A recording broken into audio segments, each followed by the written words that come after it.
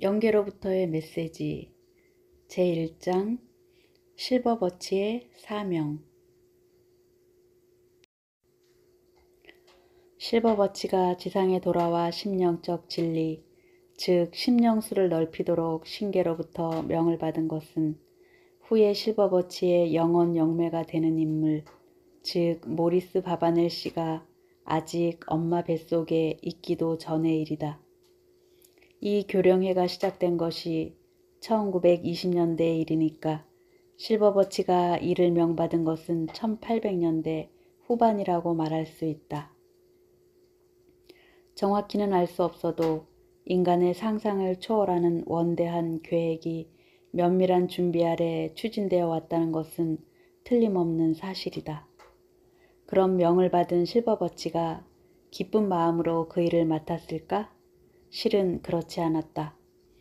사실 나는 당신들 세상에 돌아가는 것이 마음에 내키지 않았다. 지상이라는 곳은 일단 그 파장 밖으로 나가버리면 그야말로 매력이 없는 세계이다. 내가 지금 안주하고 있는 세계는 당신들처럼 육체에 갇혀있는 자들이 이해할 수 없는 투명하고 빛나는 세계이다. 말이 좀 많다고 할지도 모르지만 당신들의 세계는 내게 정말 매력 없는 세계였다. 하지만 하지 않으면 안 될 일이 있었다. 더욱이 그 일은 무척 대단한 일이라고 들었다. 우선 영어 공부를 해야 했다. 지상의 동지를 찾아내어 그의 협력을 얻을 수 있도록 노력해야 했다. 그리고 나의 대변자가 될 만한 영매를 양성해서 그 영매를 통해 진리를 말할 수 있는 수단을 강구해야 했다. 그것은 대단히 어렵고도 중요한 일이지만 내가 정성껏 열심히 하면 위에서 원조의 손길을 주겠다는 보장을 받았다. 그리하여 그 계획은 모두 순조롭게 진행되었다. 그 영매로 선택된 것이 심령월간지와 주간지를 발행하고 있던 심령출판사 사장 모리스 바바넬 씨를 중심으로 한 교령회였다. 수아파 씨는 그 당시에도 반골의 언론인으로 이름이 나있던 신문계에 버방이라는 별명을 가졌던 인물로 그 지명도를 무기로 각계의 명사들을 교령회에 참석해 했는데 그것이 영국에 있어서 아니 전 세계적으로 심령술의 발전에 얼마나 큰 공헌을 했는지는 말할 필요도 없다. 지금은 이미 이 세상 사람이 아니지만 교령회의 정식 명칭을 지금도 한냉 수아파 홈서클이라고 하는 데에도 그만한 이유가 있는 것이다. 1848년에 시작된 심령술의 조류는 당시에 급격히 가속화된 물질 문명, 그리고 오늘날 말하는 과학기술 문명, 즉 다시 말해서 인간성 상실 문명에 대한 멈춘 돌로서의 의의를 지니고 있다. 그 계획 중에는 모제스의 영훈, 임페레타를 중심으로 하는 총 49명의 영단이 있고 영원의 대도의 프레드릭 마이아스가 있다. 또한 별로 알려져 있지는 않지만 웰 오웬의 베르의 저쪽 생활에서 자부 데이엘이라 이름하는 고대 영단이 있으며 남미에는 아랑 카데크의 영의 설을 낳은 영단이 있다. 그리고 이 실버버치를 중심으로 하는 영단이 있는 것이다. 이외에도 대소 각양각색의 모습으로 이 대계획이 추진되어 지금까지 진행되어 온 것이다. 심령치료와 같은 것도 그런 것의 일종인데 하리 에즈워드와 같은 이는 그 대표격이라고 말할 수 있다. 일본의 아사노 와사부로도 그 계획의 일단을 맡은 한 사람으로 일본 심령과학협회도 그 속에 포함되어 있다. 그러나 분야를 영계통신으로 좁혀볼 때 역사적으로 보아 정통이라고 할 수 있는 영계통신은 앞서 예시한 것이 그 대표격이라고 할 수 있다.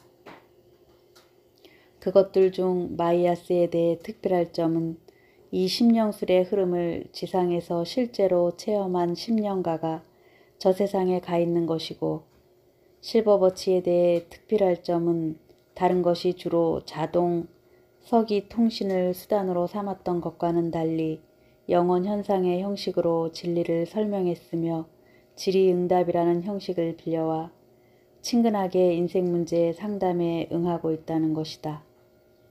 모제스의 영혼에는 속영혼이라는 100페이지 남짓한 속편이 있는데 여기에는 영원 현상에 의한 통신도 섞여 있다. 그 중에 엠페레타를 중심으로 하는 여러 명의 지도령이 살았던 시절의 본명을 밝히고 있다. 체험을 해보신 분이라면 곧 수긍을 하시리라 생각되는데 여러 심령 현상 중에서도 영원 현상이 친근감과 설득력을 가장 많이 지니고 있다. 무엇보다 영매의 위험성과 참석자가 속기 쉽다는 점에서도 으뜸이다. 그러나 그것은 바른 지식과 예리한 통찰력을 지니고 있으면 좀처럼 걸려들지 않는다. 실버버치도 자기가 본명을 밝히지 않은 이유로 진리란 이름이나 지위에 의해 영향을 받는 것이 아니고 그 내용이 이성을 납득시키는 정도에 의해 판단되는 것이기 때문이라고 말하고 있는데 역시 최종적인 판단은 그것 외에는 없는 것 같다. 이렇게 보면 실버버치를 중심으로 하는 영단이 런던의 작은 아파트에서 조그마한 홈서클을 통하여 평이한 진리를 반세기 이상이나 계속해서 말하여 왔다는 것은 심령술의 흐름 속에서 대서특별할 만한 것이라고 해도 과언이 아니다. 그러나 영단으로서 그때까지의 준비가 나름대로 힘들었던 것 같다. 실버버치는 말한다. 벌써 오래된 이야기지만 물질계에 돌아가 영적 진리의 보급에 일익을 맡아주지 않겠느냐는 간청을 받았다. 그것 때문에 영매와 심령 지식을 지니고 있는 사람의 그룹을 거느리지 않으면 안 된다는 사실을 알게 되었다. 나는 영계에 있는 기록부를 조사하여 적당한 인물을 영매로 선택했다. 그것은 그 인물이 모체에 들기도 전의 일이다. 나는 그 모체의 아이가 드는 날을 조심스럽게 기다렸다. 그리고 드디어 아이가 든 날부터 나는 준비 작업에 착수했다. 위의 말 중에 나오는 영계의 기록부라는 것은 꽤 중요한 의미를 담고 있다. 신은 나뭇잎 한 장이 떨어지는 것도 놓치지 않는다고 한다. 우리들 인간의 언동은 크건 작건 하나도 빠짐없이 우주의 비디오 테이프에 수록되는 것이다. 그런데 실버버치의 경우는 영매인 바바넬 씨가 태어나기 전부터 조사하여 그 수태의 날을 기다렸다고 하니 이야기의 차원이 상상을 초월하고 있다. 그는 계속하여 이렇게 말한다. 나는 인간의 스피릿과 사랑스러운 정신의 형성에 관여하였다. 탄생 후에도 일상생활의 모든 면을 상세하게 관찰하여 영적으로 일체가 되는 연습을 하였으며 사고방식이나 신체상의 버릇을 이해하려고 노력하였다. 나는 이 영매를 스피릿과 정신, 육체의 세 가지 면에서 철저하게 연구한 것이다. 참고로 여기에 나오는 심령 용어를 간단히 설명해 둔다. 스피릿이라는 것은 대하에서 나누어진 소화, 즉 신의 분영이다. 그 자체는 완전 무결하다. 그것이 육체와 접촉, 융합하면 거기에서 생명 현상이 발생하고 정신이 태어나게 된다. 우리들이 보통 의식하고 있는 것이 바로 이 정신인데 보통 마음이라고 말한다. 거기에는 개성이 있다. 육체가 갖는 체질, 거기에 유전이나 자기 자신 및 선조대대의 인연 등이 복잡하게 혼성되어 있어서 그것이 각양각색의 인간 모습을 꾸미는 것이다. 실버버치는 계속하여 이렇게 말한다. 핵심적 목적은 심령 지식의 이해를 향해 지도하는 것이었다. 우선 나는 지상의 종교들을 수없이 공부시켰다. 그리고 최종적으로는 그 모든 종교에 반발하게 하여 소위 무신론자로 만들었다. 그것은 그 나름대로 정신적 성장에 있어서 의미가 있었다. 이곳으로 영매가 될 수 있는 한 차례의 준비가 갖추어졌다. 어느 날 나는 면밀한 준비 아래 처음으로 교령회에 출석시켰고 계속하여 두 번째는 준비해 두었던 순서에 따라 입신시켜 처음으로 그 입을 빌려 지상의 사람들에게 말을 걸었다. 어쩐지 어색하고 내용도 별것이 아니었다. 그러나 나에게 있어서는 실로 의미 깊은 체험이었다. 그 뒤로는 횟수를 거듭할수록 조절이 잘 되어 보시는 대로의 상태가 되었다. 지금은 이 영매의 잠재의식을 완전히 지배하여 내 생각을 100% 말할 수 있다. 그 첫 교령회 때 이론을 좋아하는 18살의 바바넬은 망나니 같은 기분으로 출석했다고 한다. 그리하여 몇 명의 영능자가 교대로 입신하여 인디언이다, 아프리카인이다, 중국인이다 하고 말하는 영들의 이야기를 듣고는 제기랄 하는 식으로 그것을 일소에 붙였다. 그때 어느 영이 당신도 머지않아 이와 같은 일을 하게 됩니다. 라고 말했다고 한다. 그것은 두 번째 교령회에서 급기야 현실이 되었다. 바바넬 씨는 교령회 도중 깜빡 잠이 들어버렸고 잠에서 깨어나서는 정말 죄송합니다. 라고 그의 실례를 사과했다. 그러자 참석자들이 이렇게 말했다. 잠자고 있는 동안 당신은 인디언이 되어버렸소. 이름도 붙여졌지만 그분은 당신이 태어나기 전부터 당신을 물색하여 지금까지 계속 지도해 왔다고 해요. 머지않아 스피리추얼리즘에 대해 강연하게 될 것이라고도 했소. 이것을 듣고 바바넬 씨는 또 일소에 붙였지만 이번에는 어쩐지 마음 한구석에 걸리는 것이 있었다. 그 후에 교령회에서도 바바넬 씨는 계속 입신하게 되어 처음에는 세련되지 못했던 영어도 차츰 유창해졌다. 그 후 반세기 이상이나 계속되어 온 두 사람의 일은 이렇게 하여 시작되었다. 그럼 예의 바바넬 씨의 말을 들어본다. 입신 중의 상태에 대해 바바넬 씨는 다음과 같이 말하고 있다. 초기에는 신체에서 2, 3피트 떨어진 곳에 서 있기도 하고 혹은 나의 몸에서 나 자신이 분리된 것처럼 내 입에서 나오는 말을 하나하나 알아들을 수 있었다. 실버버치의 영어는 점점 늘었고 쉰 듯한 목소리도 점점 고운 소리, 나보다 낮으나 기분 좋은 목소리로 변해갔다. 다른 영매의 경우는 고사하고 내 자신에 있어서의 입신은 말하자면 기분 좋은 항복이었다. 우선 마음을 가라앉혀 수동적인 기분이 되어 몸을 내던져버린다. 그리고 나를 통하여 최고로 순수한 통신이 얻어지기를 빈다. 그러면 표현하기 어려운 어떤 따뜻함을 느낀다. 보통 때에도 가끔 느끼는 일이 있지만 이것은 실버버치와 접촉했을 때의 반응이다. 따뜻하다고는 하지만 체온계로 잴 수 있는 온도와는 다르다. 아마 재본다고 해도 체온에는 변화가 없을 것이다. 그런 다음에 나의 호흡이 리드미컬하게 커지고 그리고는 코를 고는 것과 비슷한 상태가 된다. 그러면 의식이 희미해지고 주의가 몽롱해져 부드러운 모포에 감싸인 듯한 느낌이 든다. 그리고 드디어 내가 사라져버린다. 어디로 사라지는 건지 나도 모른다. 듣기로는 입신 중에 실버버치 오라와 나의 오라가 융합하여 실버버치가 나의 잠재의식을 지배하는 순간의 상태라고 한다. 의식의 회복은 그 역순이겠지만 눈을 떴을 때는 방이 아무리 따뜻해도 하반신이 묘하게 냉해 있는 것이 보통이다. 때로는 내 감정이 사용되었음을 알게 되는 일이 있다. 그것은 마치 눈물을 흘린 뒤와 같은 느낌이 남아있기 때문이다. 입신 상태가 아무리 길어도 눈을 떴을 때는 상쾌한 기분이 된다. 입신 전에 피곤에 지쳐 있었어도 마찬가지이다.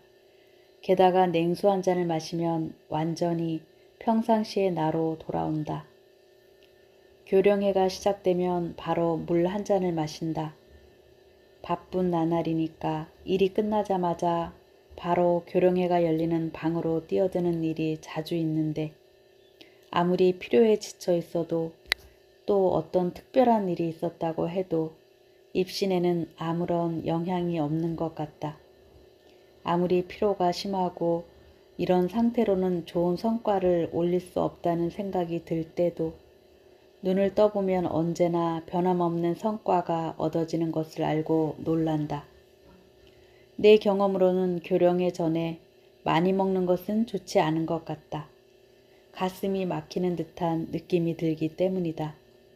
그 밖에 다른 여러 가지를 말하는 사람도 있지만 내 경우는 교령회 출석자들에 대해서 이것저것 모르는 쪽이 더 잘 된다. 미리 알고 있으면 오히려 방해가 되기 때문이다. 바바넬 씨는 말하자면 실버버치의 전속 영매이다. 이전에는 영미의 저명 인사, 예를 들어 링컨 같은 이도 나왔다고 하지만 그것은 일종의 여흥이고 원래는 실버버치에 한정되어 있다. 바바넬 씨가 2개의 심령 기관지를 발행하는 심령 출판사의 사장 겸 편집장이라는 사실은 잘 알려져 있으나 영원 영매라는 것은 의외로 알려져 있지 않은 것 같다. 이것은 겸허하고도 과묵한 바바넬 씨가 스스로 그 사실을 말하거나 쓰거나 하는 일이 없기 때문이다. 절대로 지상에서의 이름을 밝히지 않는 실버버치의 철저한 겸허함이 바바넬 씨에게 반영된 듯하다. 사실 바바넬 씨는 자기의 영혼을 활자화하여 공표하는 것에조차도 소극적이었다. 그런 그의 마음을 움직인 사람이 다름 아닌 한냉 수아파 씨이다. 여기에서 내가 직접 만나보고 느낀 바바넬 씨의 인상을 소개해야겠다. 다행히도 나는 1980년 말에 도영하여 많은 심령가들을 만날 기회를 얻었다. 바바넬 씨와는 신년 초 5일에 심령 출판사에서 만났고 귀국 전날에 인사차 다시 만났다. 여비서의 안내로 사장실에 들어섰을 때 바바넬 씨가 의외로 왜소하다는 것에 놀랐다. 하지만 웃음을 띤 눈에는 지성과 애정이 어려있고 말없이 내 손을 잡은 그의 손에는 힘이 있었다. 그는 내게 의자에 앉을 것을 권했다. 그리고는 인터폰으로 비서에게 이것저것 나를 위해 지시를 하고 나서 나를 향해 2통의 편지를 받으셨나요? 라고 물었다. 그리고 곧 대화가 시작되었다. 보통의 대화 같으면 처음 뵙겠습니다. 라든가 안녕하십니까 따위의 첫 대면 인사가 있을 법한데 그런 형식을 생략한 아니 그런 형식을 필요로 하지 않는 마음과 마음의 대화부터 들어갔다. 그 전날 만나본 테스타 씨도 연령이나 겉모습이 바버넬 씨와 많이 닮은 노신사로 그 대하는 태도 또한 흡사해서 눈과 눈이 마주치는 것만으로도 통하는 느낌이 있었다.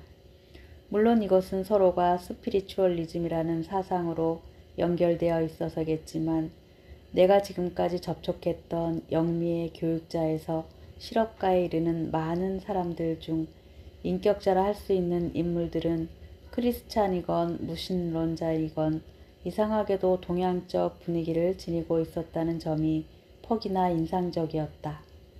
바바넬 씨와 테스타 씨도 꼭 그대로여서 나는 아무런 위화감 없이 마치 가까운 아저씨라도 만난 것 같은 편안함을 느꼈다. 2 사람은 또 퍽 친한 사이여서 서로의 이름을 말할 때는 미스터를 붙이지 않고 불렀다. 그것이 오히려 친근감을 주었다. 덧붙여 말하면 테스타 씨 집 근처에는 은색의 나무들이 여기저기 자라고 있었다. 그것을 영어로 말하면 실버버치가 된다. 바바넬 씨가 말했다. 테스타 씨가 수년 전에 이곳에 이사 온 것도 다 의미가 있었던 겁니다. 테스타시 부부는 실버버치의 교령회에 수없이 참석하고 있다. 바바넬 씨와 테스타 씨가 많이 닮았다고 했지만 한 가지 크게 다른 것이 있다. 그것은 음성의 질이다. 테스타 씨의 목소리는 외모에 맞지 않게 가늘고 가라앉은 목소리이며 말이 굉장히 빠르다. 이와는 대조적으로 바바넬 씨는 매우 굵고 우람한 목소리로 굉장히 천천히 말한다. 물론 실버버치의 영향인 듯하다. 겉모습도 실버버치의 초상화와 많이 닮은 듯한데 이 같은 느낌은 실버버치가 찾아왔을 때 한층 더 강해진다. 목소리도 더 우람해지고 한마디 한마디 말하는 투가 더욱 느려져서 영어의 악센트와 억양이 명확히 북미 인디언의 특징을 나타낸다.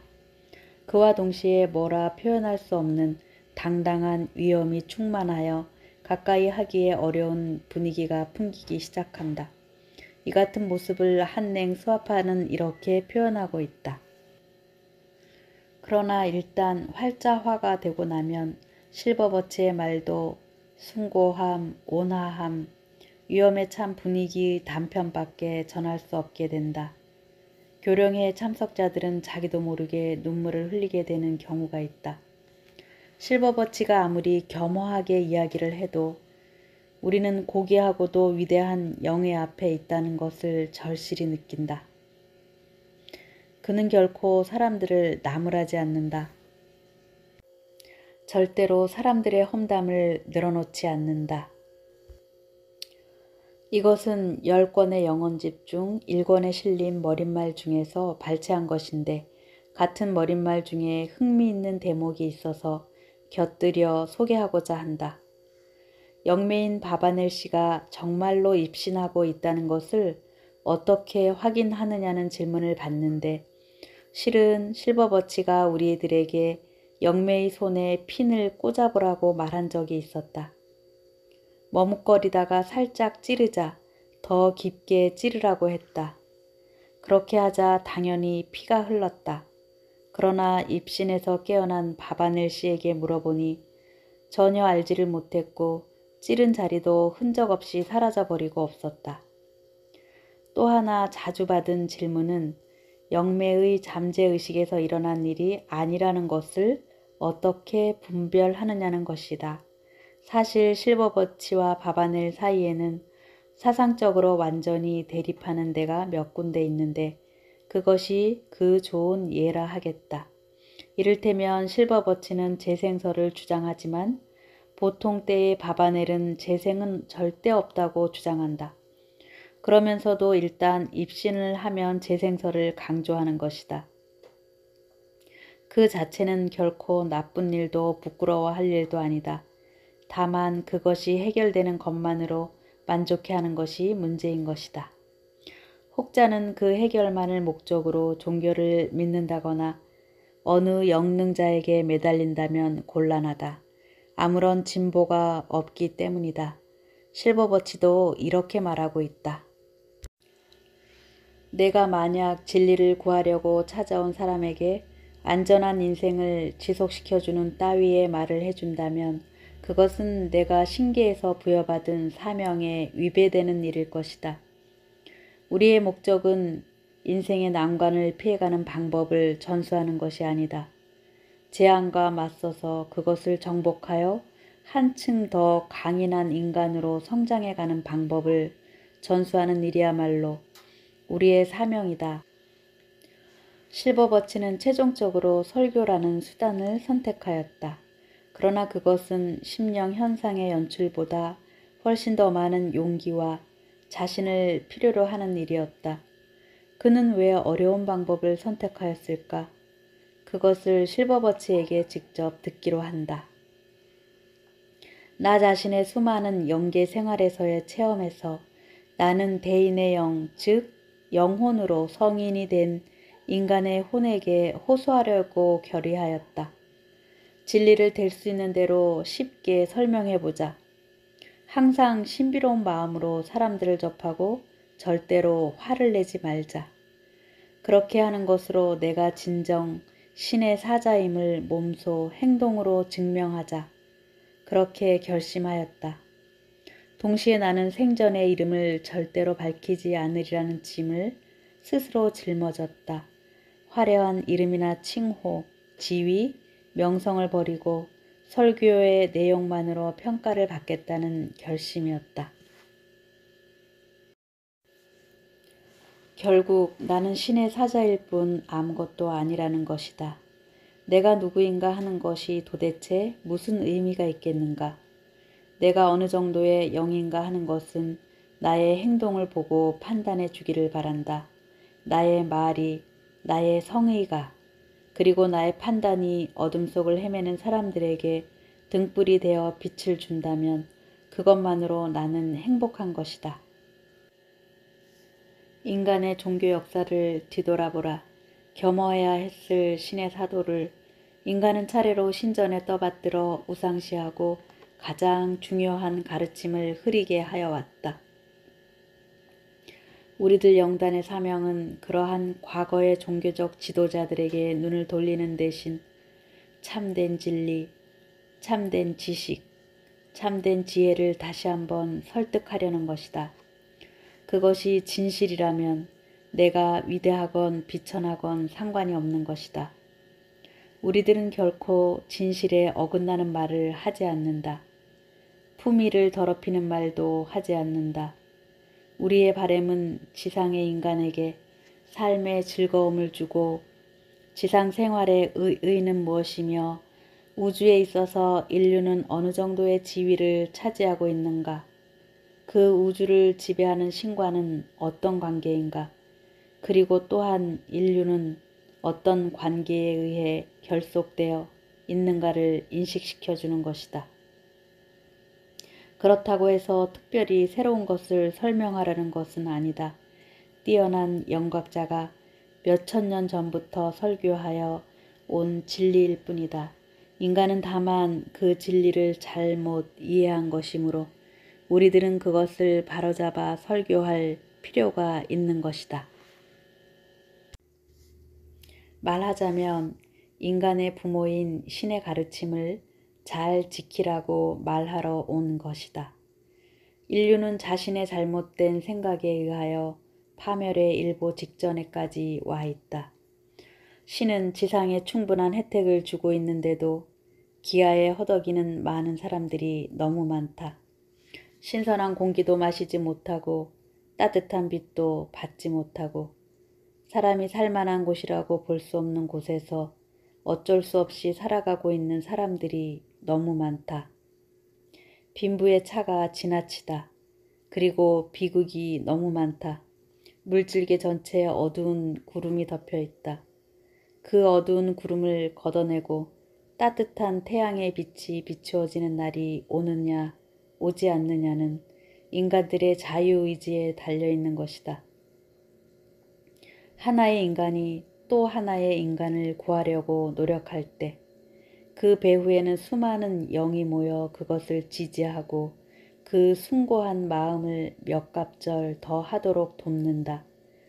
선행의 노력은 절대로 헛되이 끝나지 않는다. 봉사의 정신도 결코 헛되게 끝나지 않는다.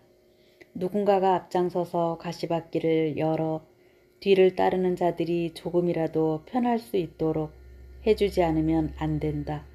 그리하여 비로소 생긴 길은 지나가면 갈수록 평탄해져 가는 것이다. 고급 신령계의 신들이 눈에 눈물을 가득 담고 슬퍼하는 모습을 가끔 볼 때가 있다. 지금이다 하고 생각했던 모처럼의 선행의 기회가 인간의 오해와 편견으로 인하여 짓밟혀서 헛되게 끝나버리는 경우가 있기 때문이다. 그런가 하면 또한 즐거움에 넘쳐 회색이 만연한 모습을 보는 수도 있다. 무명의 평범한 사람이 선행을 베풀어 그것이 어려운 지상에 새로운 희망의 빛이 되는 경우가 있기 때문이다. 나는 바로 곁에 와 있는 새로운 지구의 여명을 조금이라도 빨리 갖게 하기 위하여 더 많은 동지들과 같이 물질계의 파장에 접근하여 내려왔다. 그 목적은 신의 섭리를 설교하는 것이다. 그 섭리에 충실히 살기만 하면 신의 사랑을 듬뿍 받을 수 있다는 것을 알리고 싶었기 때문이다. 사실 물질계에 내려오는 것은 그다지 즐거운 일이 아니다. 빛도 활기도 없이 단조로워서 생명력이 결여되어 있다. 탄력성이 없는 흐물흐물한 방석과 같아서 모든 것이 시원치 않게 느껴진다. 모든 구석이 다 음기여서 좋지 않다. 그러므로 당연히 삶의 즐거움에 젖어 있는 사람들은 거의 볼 수 없고 어디를 바라보아도 절망과 무관심뿐이다. 내가 살고 있는 광계는 빛과 색채에 넘쳐서 예술의 꽃이 피는 세계이다. 주민들은 참 삶의 즐거움에 충만하여 맡은 바 일에 열심히 종사하며 봉사정신에 충만하여 서로 상부상조하는 충실감과 생명력과 즐거움이 넘치는 세계이다. 그에 비하여 이 지상세계는 행복해야 할 곳에 불행이 있고 빛이 있어야 할 곳에 어둠이 있고 윤택해야 할 사람들이 굶주림에 시달리고 있다. 왜 그럴까? 신은 필요한 모든 것을 마련해 두고 계신다. 문제는 그 공평한 분배를 방해하는 자가 있다는 것이다. 제거되어야 할 장애가 존재하고 있는 것이다. 그것을 제거시키고 싶어도 그것은 우리들이 할 수 있는 일이 아니다. 우리들이 할 수 있는 일은 물질에 젖어 있는 당신들에게 신의 섭리를 가르쳐서 그 섭리가 당신들에게 잘 운용되도록 하는 것뿐이다. 여기에 계신 분들도 모쪼록 영적 진리를 깨달아 행복해질 수 있다는 것을 느꼈으면 좋겠다. 나의 노력에 의하여 신의 섭리와 그 실행을 조금이라도 전할 수 있다면 그 기쁨은 더할 나위 없겠다. 그것으로 말미암아 화가 복이 되고 무지로 인한 잘못을 하나라도 막을 수 있다면 이렇게 지상으로 내려온 것에 보람을 가질 수 있다. 우리들 영단은 결코 당신들 인간이 다 해야 할 미래의 세상을 대행하려는 것이 아니다. 신의 섭리를 실행해 가고 있다는 것을 몸으로 느끼면서 살아가는 방법을 가르쳐 주려는 것뿐이다. 이 물질계는 영계에서 볼 때 그토록 고통스러운 곳일까? 앞에 나온 실버버치의 이야기를 보고 그런 생각을 하신 분이 적지 않을 거라고 생각된다. 그러나 실버버치는 영원 현상의 탓에 언어를 조심스럽게 표현하는 편이다. 심하게 말하는 영은 지구는 마치 쓰레기통과 같다라고 표현하기도 한다. 참고로 유명한 영계통신인 마이아스의 개인적 존재의 저편을 살펴보면 제1부의 제1장에서부터 지상생활에 대하여 엄격한 관찰을 수레하고 있다. 그 표현도 이 조잡하고 너저분한 시대라는 시기니 대충 분위기는 짐작할 수 있을 것이다. 이 장을 부분적으로 발췌하여 소개해 보겠다. 마이아스는 지상에서 살 때 고전학자인 동시에 시인이기도 했기 때문에 표현은 부드러우나 그 내용은 의미심장하다. 건전한 정신과 육체, 고대 그리스인이 추구한 이상, 즉 미와 힘의 동경을 지금이야말로 지구 인류들이 이상으로 삼지 않으면 안 된다. 나는 지금 산의 정상에서 아래를 내려다보는 것처럼 지구를 보고 있다. 여기에서 보는 지상은 장래에 대한 진리의 통찰이나 반성도 번뇌도 없는 군중이 우왕좌왕하고 있는 몰골이다. 유아기의 사고와 꿈이 이미 그 아이의 미래의 원형을 형성하고 있다.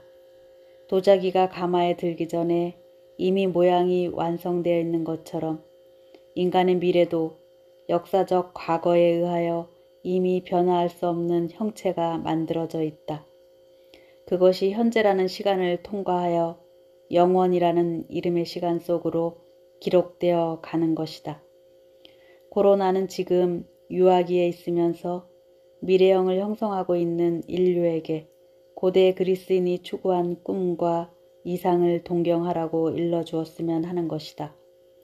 현대인은 인간이라는 것을 기계에서 엄격히 분리시키고 금전에서 떠나 생각하기를 바람하지 않는다. 저 괴물과 같은 기계의 밀림 속에서는 건전한 지식을 자아내는 고요함이나 명상의 분위기를 찾을 수 없다. 일단 현대의 괴물 유물주의라는 이름을 가진 악마의 최후인 기계의 노예가 되고 나면 얼마나 심각한 운명이 인류를 기다리고 있는가 하는 것은 아는 자만이 참으로 아는 것이다. 2000여 년 전 신의 아들 예수 그리스도는 지상에 강림하여 하늘의 아름다움을 이 세상에 전하였다. 이 20세기에 이르러서는 유물주의 자식격인 기계가 지상에 내려옴으로써 그 교리가 전 세계를 석권하려 하고 있다. 그리고 인류는 그것을 열렬히 신봉하고 있는 것이다. 그리고 여기에 또 하나의 괴물이 있다. 현대 도시는 인간의 집합체라기보다는 오히려 하나의 기계와 같은 성격을 띠고 있어 이대로 가면 그 기계가 인간을 다스리게 되지 않을까 걱정된다. 가공할 것은 그 인간의 집단이 일종의 집단 심리에 휘말려 마침내 전쟁에 돌입하는 일이다. 굳이 전쟁이라는 극단적 형식을 취하지 않더라도 인구의 증가와 함께 높아만 가는 무능한 인간, 약한 인간, 타락한 인간, 그리고 정신병자들에 의하여 불행이 늘어난 비극이 팽배해질 위험성이 다분히 있다. 대도시라는 이름의 유물주의의 자식은 능동적으로서 질보다 양을 추구한다. 그저 기계적으로 인구를 증가시키고 그 결과 불행을 증가시킨다. 나는 지금 기계 따위를 부숴버리라고 말하는 것은 아니다. 기계의 본질을 정확히 이해해 주기를 바라는 것이다. 혼을 갖지 못하는 기계는 사고하는 동물인 인간의 종일 뿐 결코 주인이 될 수 없는 일이다. 인간의 생활과 마음에 심각하리만큼 영향을 미치고 있는 기계의 힘을 인간 스스로 조절하고 체크할 수 있어야 한다. 그런 다음 인류의 영적 진화를 위해 솟아나는 힘을 마음껏 발휘하여 육체와 오감의 즐거움을 건전하게 음미하면서 근대 문명이 주는 홍수 같은 기계 제품의 은혜를 만끽하면 되는 것이다. 이 경고가 2차 세계대전인 1930년대에 나와 있었다는 사실은 주목할 만한 일이다. 경고와 같이 일본은 마이야스의 말을 빌리면 언덕을 뛰어내려가는 것과 같이 전쟁의 길을 밟았고 그리고 패전을 맞이하였다. 그 후 한때는 눈부신 부흥을 보여줬으나 지금은 기계화된 현대사회, 즉 인간성을 상실한 과학기술 문명의 변혁으로 번뇌하기 시작했다는 것은 뜻있는 사람이라면 누구나 느끼고 있는 일이다. 이것은 일본만의 일이 아니다. 선진국이라면 어느 나라건 예외 없이 이러한 근대병 때문에 고민하고 있다. 왜 그럴까? 왜 인간은 잘못된 방향으로만 달려가는 것일까? 실버버치의 영혼의 귀를 기울이기 전에 나는 그러한 인간의 어리석음을 비판하고 경종을 울리고 있는 양식 있는 지식인 알버트 센트 조지의 의견을 소개하려고 한다.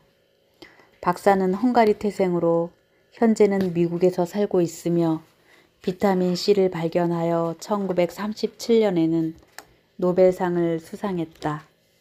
박사는 평생 살 수 있는 거금의 상금을 모두 사회에 환원했다. 이 사실만으로 박사의 사물관을 짐작할 수 있다. 그가 젊은 세대를 위해 썼다는 미친 원숭이라는 책의 머릿말에서 그는 이렇게 말하고 있다. 인류는 지금 유사 이래 최대의 위기를 직면하고 있다. 이대로 간다면 인류 전체가 머지않아 한순간에 멸망해 버리리라는 것은 의심할 여지가 없다. 왜 이렇게 되었을까? 어떻게 하면 이 위기에서 벗어날 수 있을까? 하는 의문은 계속되어 제기되어 왔다. 군사적 견지에서, 정치적 입장에서, 사회적 시점에서, 경제적 각도에서, 과학기술적인 면에서, 그리고 역사적 견지에서 나름대로 분석되어 왔다. 그러나 가장 중요한 것이 빠져 있다. 그것은 인간 그 자체, 생물학적 존재로서의 인간 그것이다. 궁극적으로 과연 인류는 결코 정상적인 인간의 행위라고 볼 수 없는, 다시 말해서 미친 원숭이 같은 행동에서 빠져나올 수 있을까 하는 것이 문제이다. 또 제1장에서는 이렇게 말하고 있다. 인간은 왜 바보 같은 행동을 하는 것일까?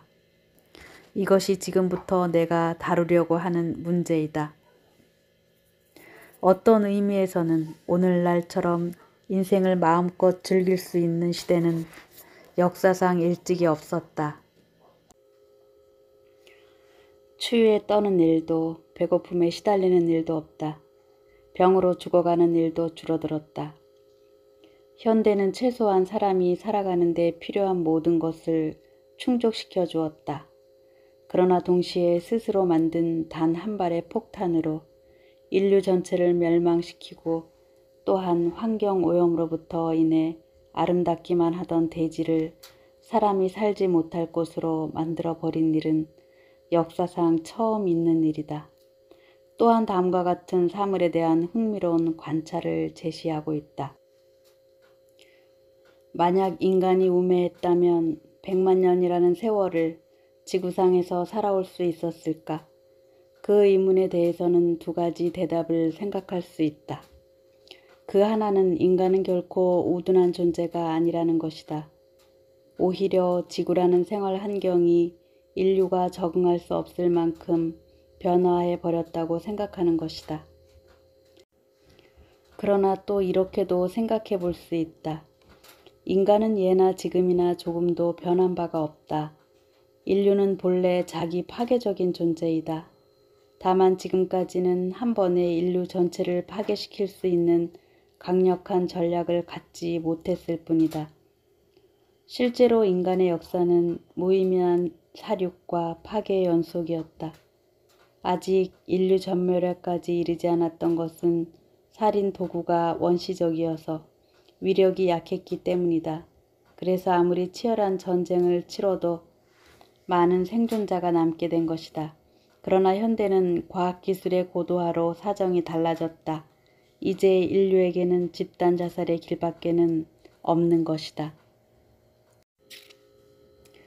이 두 가지 견해 중 어느 것이 옳은가는 중요하지 않다. 이 위기를 극복하고 살아가기 위해서는 위기 발생의 원인과 해결 방법을 조속히 검토하지 않으면 안 된다. 심령을 공부하는 사람 가운데 언제 어디서나 심령을 앞세우면서도 사실은 심령의 진수를 이해하지 못하는 사람이 있다. 나는 내가 아는 주위의 모든 사람들에게 심령이라는 말을 함부로 남발하지 않을 것을 부탁하면서 살아가고 있다. 인간의 가치란 그 사람의 일상생활에서 나타나는 행동에 의해 정해지고 평가되는 것이 아닐까. 실버버치도 그 점을 재삼 강조하고 있다. 유물주의자나 무신론자는 사후의 세계에 대해 자주 묻는다. 종교가나 신앙심이 깊은 사람은 영적 정도가 높다고 믿는 것 같다. 그러나 꼭 그렇다고만 할 수는 없다. 어떤 종교를 열렬히 믿는 신자가 되었다는 것만으로 영적인 향상을 얻는 것은 아니다. 중요한 것은 일상생활이다. 당신의 현재의 인간성, 그것이 관건이다. 제단 앞에 엎드려 신에게 충성을 맹세하고는 선택받은 자의 한 사람이 되었다고 믿고 있는 사람보다 유물론자나 무신론자, 합리주의자 등 종교와는 전혀 무관한 사람이 훨씬 영격이 높은 경우가 얼마든지 있다. 문제는 무엇을 믿느냐가 아니라 지금까지 어떤 일을 해왔느냐에 있는 것이다. 그렇지 않으면 신의 공정성이 근본적으로 무너진다. 그럼 여기에서 앞서 논거한 문제들에 대해 실버버치는 어떻게 대답하는지 알아보자. 그는 말했다. 인간은 왜 전쟁을 하는 것일까? 이 문제에 대해 당신은 어떻게 생각합니까? 왜 비극을 반복할까? 왜 인간 세계는 슬픔이 끊이지 않는 걸까? 그 가장 큰 원인은 물질에 의해 인간의 영안이 흐려져서 오감이라는 한정된 감각으로만 사물을 판별하고 그럼으로써 만물의 배후의 절대적 통일의 원리, 신이 있다는 것을 이해하지 못하기 때문이다. 우주 전체는 유일 절대의 영이 지배하고 있다. 그러나 인간은 잘못된 생각으로 그 사실의 차별을 두려하고 있다. 거기에서 혼란이 생기고 불행이 싹터서 파괴의 길로 빠져드는 것이다. 앞에서도 말했듯이 우리는 당신들이 야만인이라고 부르는 인디언의 모습으로 당신들 문명인이 망각해버린 절대 신의 섭리를 깨우쳐주기 위해 돌아왔다. 당신들 문명인은 물질계에서만 통용되는 조직 위에 인생을 꾸미려고 노력해왔다. 다시 말해 신의 섭리에서 멀리 벗어난 문명을 만들어내기 위해 교육하고 노력하고 수양해왔던 것이다. 인간 세계가 타락해버린 것은 그 때문이다. 옛 시대의 문명이 파괴한 것처럼 현대의 물질 문명도 완전히 파멸 상태에 빠져들고 있다. 그것들을 하나하나 주워 모아 순간적인 번영이 아닌 영원한 신의 섭리 위에 새로운 문명을 창조하는 데 도움을 주기 위해 우리들은 지상에 돌아왔다.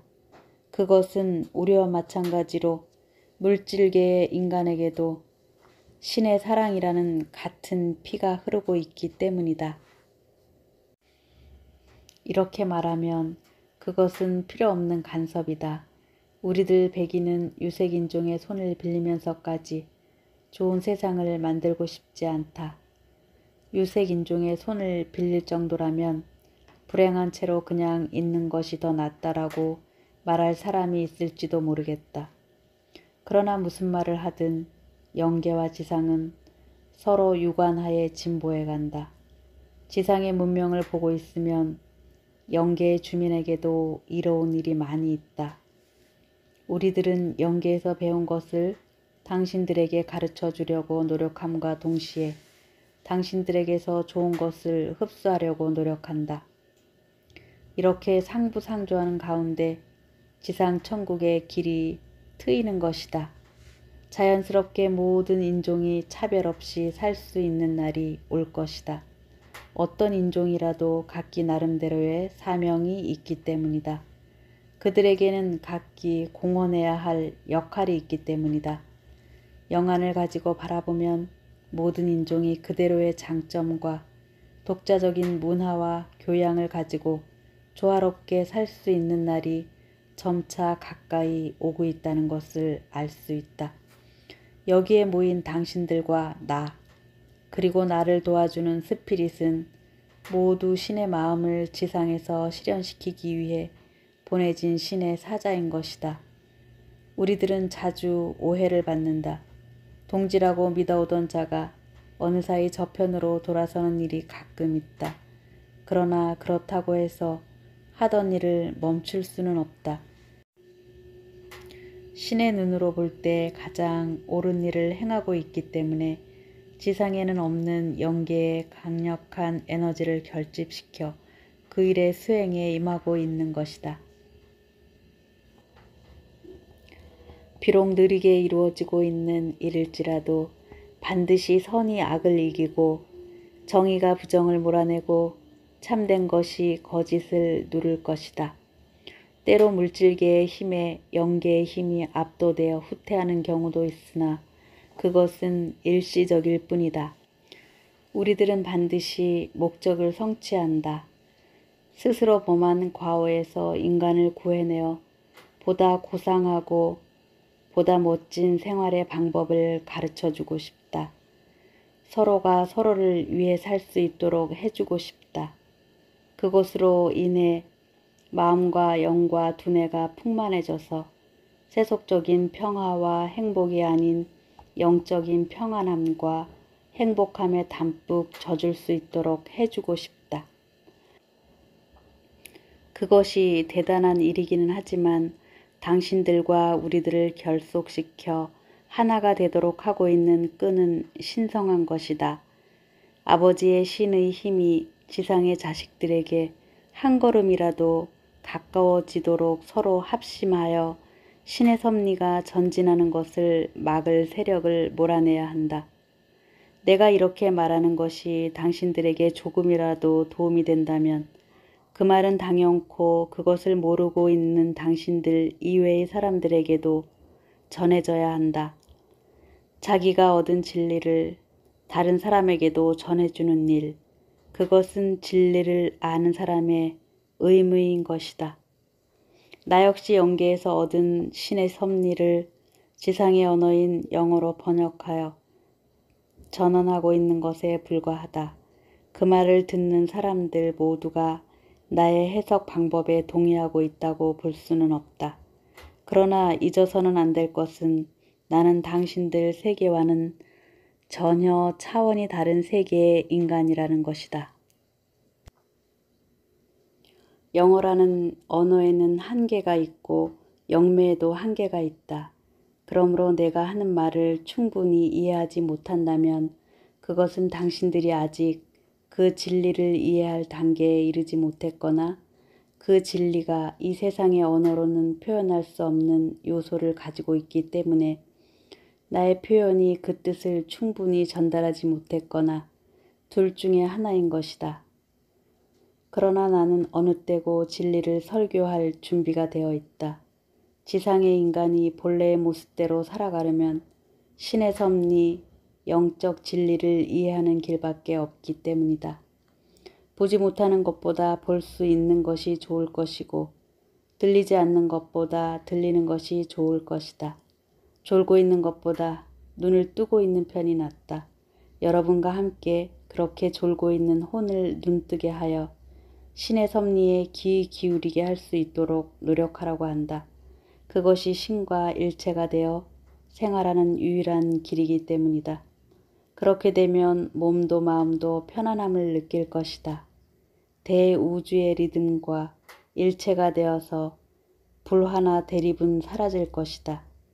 그것을 경계로 지금까지와는 전혀 다른 새로운 생활이 시작된다. 지식은 매우 중요하다. 이 정도만 알고 있으면 충분하다는 식의 생각은 좋지 않다. 우리들이 알고 있는 것을 모두 가르쳐 주려고 노력하고 있으니까 당신들은 흡수할 수 있는 데까지 흡수하려고 노력해 주기 바란다. 이런 말을 하는 것은 절대로 내가 당신들보다 훌륭하다고 생각해서가 아니다. 지식의 풍부함을 자랑하고 싶어서도 아니다. 자기의 지식을 타인에게 전수하는 일이야말로 나에게 있어서는 진실된 봉사이다. 지식에도 하나하나의 단계가 있다. 그 지식의 단계를 조금씩 밟아가는 것이 진보이다. 가다가 멈추어서는 안 된다. 인생을 참되게 이해해야 한다. 참을 깨우치기 위해서는 하나하나 이해하고 흡수해 가는 길밖에 없다. 이 일은 물질적인 것에만 한정된 것이 아니다. 영적으로도 같은 말을 할 수 있다.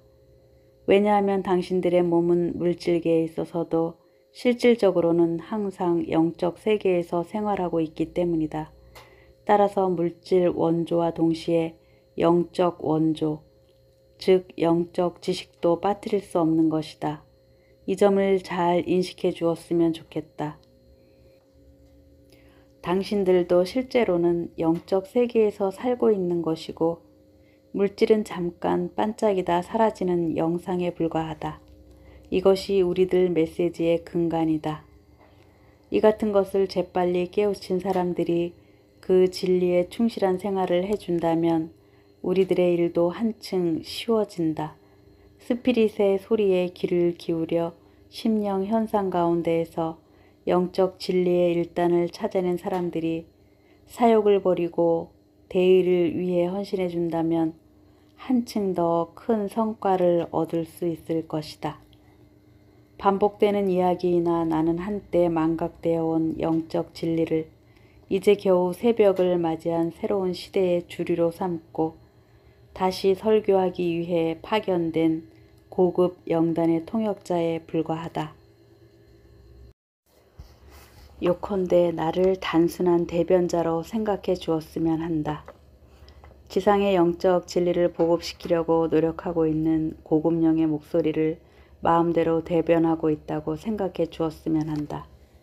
그러나 그 영단을 과소평가해서는 안 된다. 그것은 커다란 고급령의 집단이 완전한 의지의 통일 아래 일치 단결하여 일에 임하고 있기 때문이다. 그 영단이 내가 지금 영매를 쓰고 있는 것과 마찬가지로 나를 시켜 영적 진리의 보급에 정성을 쏟고 있는 것이다. 난해한 진리를 설명하려는 것은 절대 아니다. 지금 지상 인류에게 필요한 것은 신학과 같은 거대하고 난해하고 추상적인 철학이 아니다.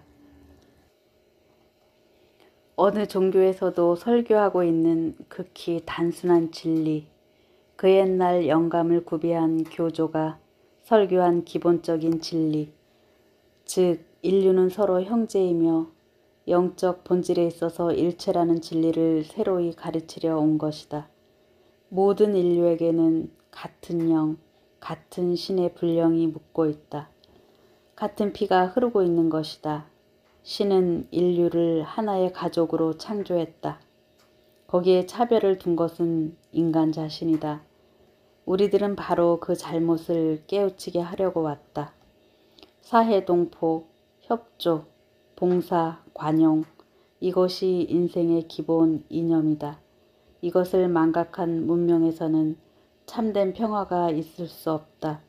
서로 협력하고 서로 사랑하고 서로 돕는 것, 가진 사람이 못 가진 사람에게 나누어 주는 것. 이러한 윤리는 간단한 것이지만 반복해서 가르치지 않으면 안 되는 것이다. 개인과 국가와 모든 인종이 이러한 기본적 윤리를 실생활에서 실천하는 때야말로 신의 의도대로 생활한다고 말할 수 있는 순간이다. 나의 사명에는 두 가지 측면이 있다. 즉 파사와 현정이다. 우선 오랫동안 인간 혼의 목을 졸라온 잡초를 제거해야 한다. 교회 혹은 종교가 신의 이름 아래 횡포를 일삼아 왔다. 무책임하고 불경하기 그지없는 도구마의 무리를 없애지 않으면 안 된다. 그것이 인간이 인간답게 살아가는 것을 방해하여 왔기 때문이다. 이것이 파사이다. 다른 하나인 현정은 누구에게나 알기 쉽고 조리 있는 진리를 가르치는 일이다. 이 파사와 현정은 항상 손을 맞잡고 전진하지 않으면 안 된다. 그것을 신에 대한 모독이라고 여기고 세속에 매달려 있을 여가가 없다. 실버버치 교회령에서는 그의 설교를 청취한 다음 참석자와 일문일답이 이루어진다. 한 달에 한 번 있는 교령회지만 반세기 이상을 경과하는 동안 그 횟수도 대단해서 응답의 양 또한 많다. 다음은 그 중에서 각 장과 관련이 있는 것 일부를 발췌하여 소개한다. 일문일답. 요즘의 스피리추얼리즘의 동향을 어떻게 보는가? 바닷물에도 밀물과 썰물이 있듯이 사물에도 활동의 시기와 정지의 시기가 있다. 어떤 운동도 한 번에 다 해낼 수는 없다. 표면적으로는 제법 진보한 것처럼 보일지라도 아직 영적 진리에 대해 전혀 무지한 사람이 압도 다수를 점하고 있다. 항상 말하지만 스피리추얼리즘이라는 것은 한낱 명칭에 불과하다. 나에게 있어서 그것은 대자연의 법칙, 즉 신의 섭리를 의미한다. 나의 사명은 그 지식을 넓혀줌으로써 조금이라도 무지를 줄이는 것이다.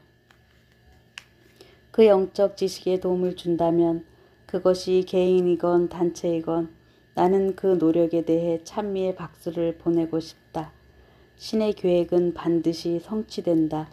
내가 받은 계시에 의해서도 그것은 틀림없다. 지상에 있어서 영적 진리 보급의 대사업이 시작되고 있다. 때로는 썰물 때처럼 활동이 정지되는 시기도 있을 것이다. 그런가 하면 붐을 일으키는 시기도 있을 것이다. 그러다가도 다시 무관심의 시기가 온다. 보급에 노력하는 일이 싫어질 사람도 있을 것이다.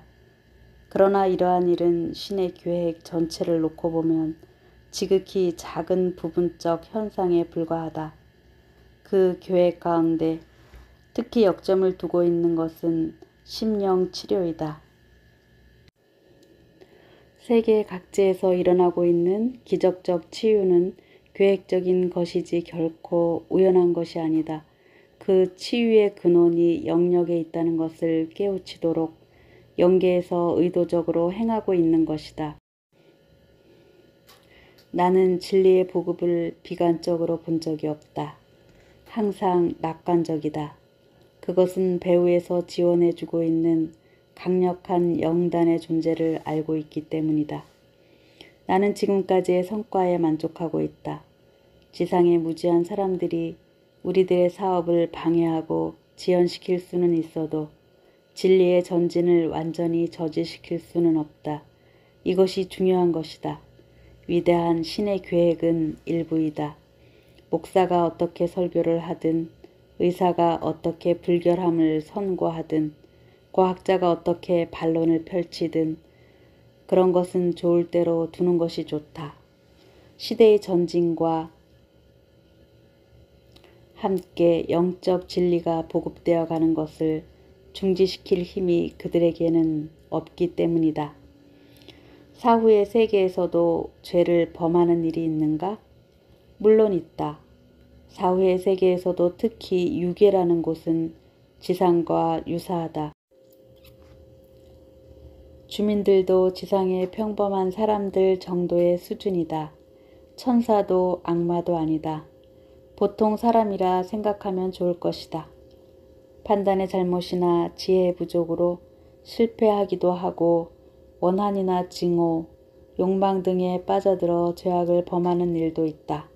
요컨대 미숙함으로 인해 잘못을 범하고 있는 것이다. 사람 하나하나에 수호령이 있다고 하던데 모체에서 태동하는 순간부터 또는 그 이전부터 그 사람의 수호를 맡는 영이 따라다닌다. 그 영은 그 사람이 죽는 순간까지 부여된 책임과 의무를 수행하는 데 최선을 다한다. 수호령의 존재를 인간이 자각하느냐 그렇지 않느냐에 따라 수호령이 일하는 일에 차이가 생긴다. 자각을 하면 수호령도 일하기가 쉬운 것이다. 수호령은 반드시 하나이지만 그 지원을 맡은 영은 몇몇 더 있다. 수호령은 그 인간의 앞길을 거의 다 알고 있다. 그러나 그 일에 대해 결코 거부할 수는 없다. 즉 자기가 누구의 수호령이 될 것인가를 결정할 수는 없다는 것이다. 이 세계는 실로 잘 조직된 기구 속에 운영되고 있는 것이다. 지상에서 범한 죄는 반드시 지상에서 벌을 받는 것인가? 그런 경우도 있고 그렇지 않은 경우도 있다. 다시 말해서 인과율이라는 것은 반드시 지상생활 기간 내에 이루어진다고는 볼 수 없다. 그러나 언젠가는 꼭 그렇게 된다. 원인이 있으면 결과가 있다. 양자를 끊어버릴 수는 없는 것이다. 하지만 언제 성취되느냐 하는 시간적 문제는 그 성격 여하에 따라 달라진다. 바로 결과가 나오는 것도 있다. 그 작용에 정상 참작이라는 것은 없다. 단지 기계적으로 작용된다. 영에 기록되어 그만큼의 결과를 낳아 그만큼의 고통을 받게 되는 것이다. 그것이 언제 일어날는지는 나도 알 수 없다. 그것은 여러 가지 사정에 의한 복잡한 기구 속에서 이루어진다. 하지만 인과일의 근본 목적이 영원한 생명인 영성에 있다는 것만은 확실하다. 영계의 어디에 누가 있다는 것을 바로 알 수 있는지, 영계에는 그런 것을 아는 것을 좋아하는 자가 있는데 그런 사람은 간단히 알 수 있다. 사후세계의 이들은 크게 분류하면 지상에 돌아가고 싶어하는 자와 그렇지 않은 자로 나누어진다. 돌아가고 싶어하는 영의 경우는 유능한 영매만 준비하면 용이하게 연락을 취할 수 있다. 그러나 돌아가기 싫어하는 영인 경우는 어디에 있는지를 간단히 찾을 수 있다 하더라도 지상과 연락을 취하기는 쉽지 않다. 싫다는 것을 억지로 데려올 수는 없기 때문이다. 세상에는 만신이라는 점쟁이가 있어서 영혼을 부르는 일을 직업으로 삼고 있다. 그에게 부탁을 하면 어떤 영이라도 불러내 준다고 하지만 실버버치의 답을 읽으면 그것이 믿을 수 없는 일이라는 것을 알 수 있다. 실버버치에 의하면 영계에는 스피릿의 소유를 찾는 것을 즐기는 영이 있다고 한다. 그러나 그것과는 별도로 지상의 점쟁이와 같은 저급한 영능자를 찾아다니면서 목소리나 버릇을 흉내내어 신심이 깊은 사람을 속이는 질이 나쁜 영단이 있다는 것을 잊어서는 안 된다. 그런 영에게 희롱당하지 않기 위해서라도 올바른 심령 지식을 조금이라도 더 몸에 익혀야겠다.